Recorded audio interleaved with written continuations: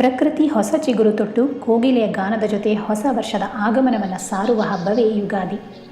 ಆದರೆ ಯುಗಾದಿ ಕೇವಲ ಬೇವು ಬೆಲ್ಲ ತಿಂದು ಹೊಸ ಬಟ್ಟೆ ಹಾಕಿಕೊಳ್ಳುವುದಕ್ಕೆ ಮಾತ್ರ ಸೀಮಿತವಾದ ಹಬ್ಬ ಅಲ್ಲ. ಈ ಹಬ್ಬದ ಹಿಂದೆ ಸಾವಿರಾರು ವರ್ಷಗಳ ಇತಿಹಾಸ ಮತ್ತು ರೋಚಕವಾದ ಪೌರಾಣಿಕ ಕಥೆಗಳಿವೆ.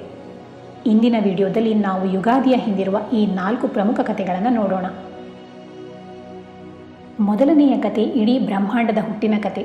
ಪುರಾಣಗಳ ಪ್ರಕಾರ ಈ ಚೈತ್ರ ಮಾಸದ ಶುಕ್ಲ ಪಕ್ಷದ ಪಾಡ್ಯಮೆಯಂದೇ ಸೃಷ್ಟಿಕರ್ತ ಬ್ರಹ್ಮದೇವ ಕಾಲದ ಗಣನೆಯನ್ನು ಆರಂಭಿಸಿ ವಿಶ್ವದ ಸೃಷ್ಟಿ ಕಾರ್ಯಕ್ಕೆ ಚಾಲನೆ ನೀಡಿದರು ಎಂದು ನಂಬಲಾಗಿದೆ. ಇದು ಸೂರ್ಯ, ಚಂದ್ರ, ನಕ್ಷತ್ರ ಮತ್ತು ಸಮಸ್ತ ಜೀವರಾಶಿಗಳು ಅಸ್ತಿತ್ವಕ್ಕೆ ಬಂದ ಪವಿತ್ರ ದಿನ. ಅದಕ್ಕಾಗಿಯೇ ಇದನ್ನು ಯುಗದ ಆದಿ ಅಂದರೆ ಯುಗಾದಿ ಎಂದು ಕರೆಯಲಾಗುತ್ತೆ. ಅಂದರೆ ಇದು ಕೇವಲ ಹೊಸ ವರ್ಷ ಅಲ್ಲ, ಇದು ಸೃಷ್ಟಿಯ ಆರಂಭವನ್ನು ಸ್ಮರಿಸುವ ದಿನ. ಎರಡನೆಯ ಕತೆ ಮಹಾವಿಷ್ಣುವಿನ ಮತ್ಸ್ಯಾವತಾರಕ್ಕೆ ಸಂಬಂಧಿಸಿದ್ದು. ಸೋಮಕಾಸುರ ಎಂಬ ದೈತ್ಯ ಬ್ರಹ್ಮನಿಂದ ವೇದಗಳನ್ನು ಕದ್ದು ಸಮುದ್ರದ ಆಳದಲ್ಲಿ ಬಚ್ಚಿಟ್ಟಿದ್ದ. ವೇದಗಳಿಲ್ಲದೆ ಅಜ್ಞಾನದಿಂದ ಲೋಕವೇ ಕತ್ತಲೆಗೆ ಒಳಗಾಯಿತು, ಧರ್ಮದ ಮಾರ್ಗ ಮಂಕಾಯಿತು. ಆಗ ಮಹಾವಿಷ್ಣು ಮತ್ಸ್ಯಾವತಾರ ತಾಳಿ ಸಮುದ್ರದ ಆಳಕ್ಕೆ ಇಳಿದು ಆ ಅಸುರನನ್ನು ಸಂಹರಿಸಿ ಜ್ಞಾನದ ಮೂಲವಾದ ವೇದಗಳನ್ನು ಮರಳಿ ತರುತ್ತಾರೆ.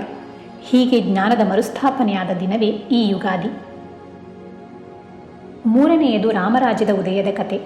ಇದೇ ದಿನ ರಾವಣನನ್ನು ಸಂಹರಿಸಿ 14 ವರ್ಷಗಳ ವನವಾಸ ಮುಗಿಸಿ ಶ್ರೀರಾಮಚಂದ್ರ ಅಯೋಧ್ಯೆಗೆ ಮರಳಿದ್ದು. ಅಧರ್ಮದ ವಿರುದ್ಧ ಧರ್ಮ ಗೆದ್ದ ಸಂಭ್ರಮದಲ್ಲಿ ಪ್ರಜೆಗಳು ಮನೆ ಮನೆಗೆ ತೋರಣ ಕಟ್ಟಿ ವಿಜಯೋತ್ಸವ ಆಚರಿಸಿದರು. ಇದೇ ದಿನ ಶ್ರೀರಾಮನ ಪಟ್ಟಾಭಿಷೇಕ ಕೂಡ ನಡೆಯಿತು ಎಂದು ನಂಬಲಾಗಿದೆ.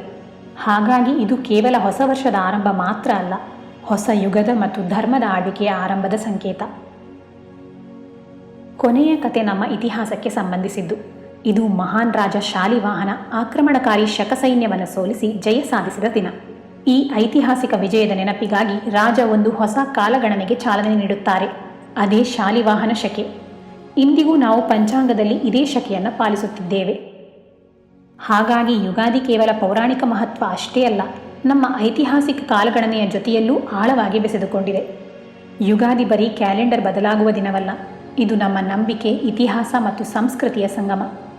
ಜೀವನದಲ್ಲಿಯೂ ಬೇವಿನ ಹಾಗೆ ಕಹಿಯಾದ ಕ್ಷಣಗಳು ಬರುತ್ತವೆ, ಬೆಲ್ಲದ ಹಾಗೆ ಸಿಹಿಯಾದ ಕ್ಷಣಗಳೂ ಬರುತ್ತವೆ. ಆ ಎರಡನ್ನೂ ಸಮಭಾವದಿಂದ ಸ್ವೀಕರಿಸಿ ಮುಂದೆ ಸಾಗೋಣ ಎಂಬುದೇ ಯುಗಾದಿಯ ನಿಜವಾದ ಸಂದೇಶ.